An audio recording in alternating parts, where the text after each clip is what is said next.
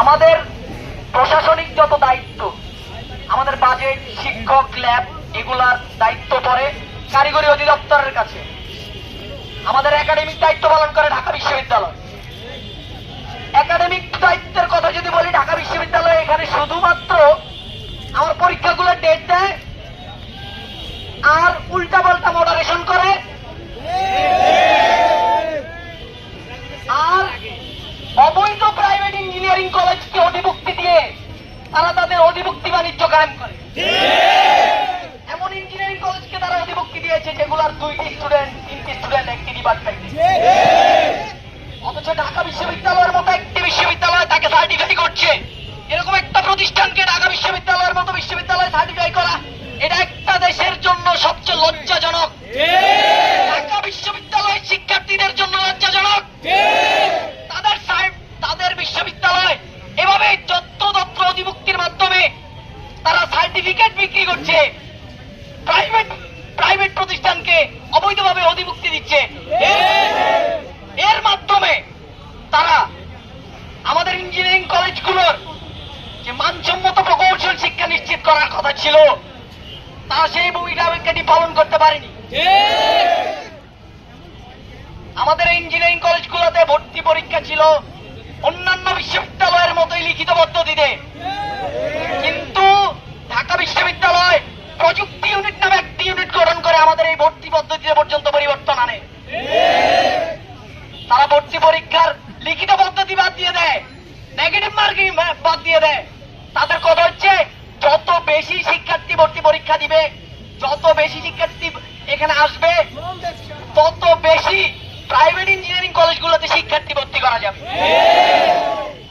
এর মাধ্যমে সরকারি ইঞ্জিনিয়ারিং কলেজের শিক্ষার্থীদের শিক্ষার মান যে অবনমন করছে, সেই বিষয়ে ঢাকা বিশ্ববিদ্যালয়ের কোন ধরনের মনোযোগী নাই। কারিগরি অধিদপ্তরের হাতে যে আমার দায়িত্ব ছিল, প্রশাসনিক দায়িত্ব, সে আমার শিক্ষক দিবে, সে আমার ল্যাব দিবে, সে আমাকে বিএসসি প্রকৌশলী ইঞ্জিনিয়ার হওয়ার মতো অবকাঠামো দিবে, সেই দায়িত্ব সে 18-19 বছর ধরে সে পালন করতে পারেনি। আমি যখন শিক্ষকের কথা বলি, আমার শিক্ষকের নিয়োগ ব্যবস্থাই 2.5 বছর পরে পরে হয়। এমন অনেক ডিপার্টমেন্ট আছে যেখানে একজন স্থায়ী শিক্ষক আছে, 5 জন স্থায়ী শিক্ষক আছে, ডিপার্টমেন্ট চলতেছে। অথচ 2.5 বছর পরে পরে আমরা যখন বলি যে আমাদের শিক্ষক নাই, আমাদেরকে এখানে বলা হয়েছে ইঞ্জিনিয়ারিং পড়ানো হয়, কারিগরি অধিদপ্তর সেই অবকাঠামো দিতে বাধ্য। কিন্তু কারিগরি অধিদপ্তর তাদেরকে যখন শিক্ষকের কথা বলি, শিক্ষক নিয়োগের ব্যবস্থা রাখছে 2.5 বছর পর। তারপরে যাদেরকে নিয়োগ দেয়, এমন একটি অবস্থা এখানে বিরাজমান যে তারা নিয়োগ প্রাপ্তরা পর্যন্ত এখানে চাকরি করতে আসে না। তারা এখানে বিশাল সিন্ডিকেট তৈরি করে রাখে। আমি যখন কারিগরি অধিদপ্তরকে বলি ল্যাব দিতে, ল্যাবের ফ্যাসিলিটি দিতে, তাও দিতে পারে না। আমি যখন কারিগরি অধিদপ্তরকে বলি আমার রিসার্চের বাজেট দেন, আমি এখানে উচ্চ শিক্ষার জন্য এসেছি, সেটি পর্যন্ত দিতে পারে না। আমাদের বুয়েট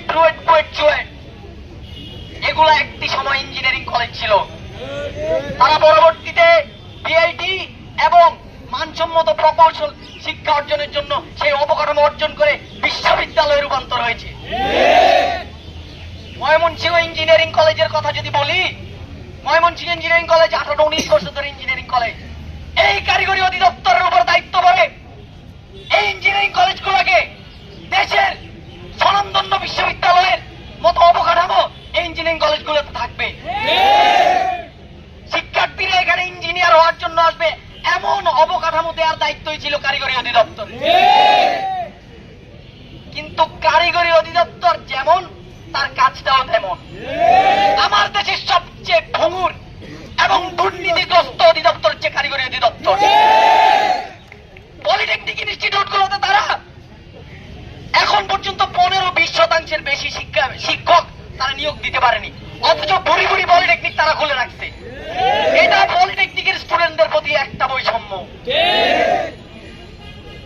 তাদের হাতে যে দায়িত্ব পড়েছে ইঞ্জিনিয়ারিং কলেজগুলা, বিএসসি প্রকৌশল প্রতিষ্ঠানের অবকাঠামো এই প্রতিষ্ঠানগুলোকে দিবে, তারা তো সেটি দিতে পারলোই না। যখন আমি আমার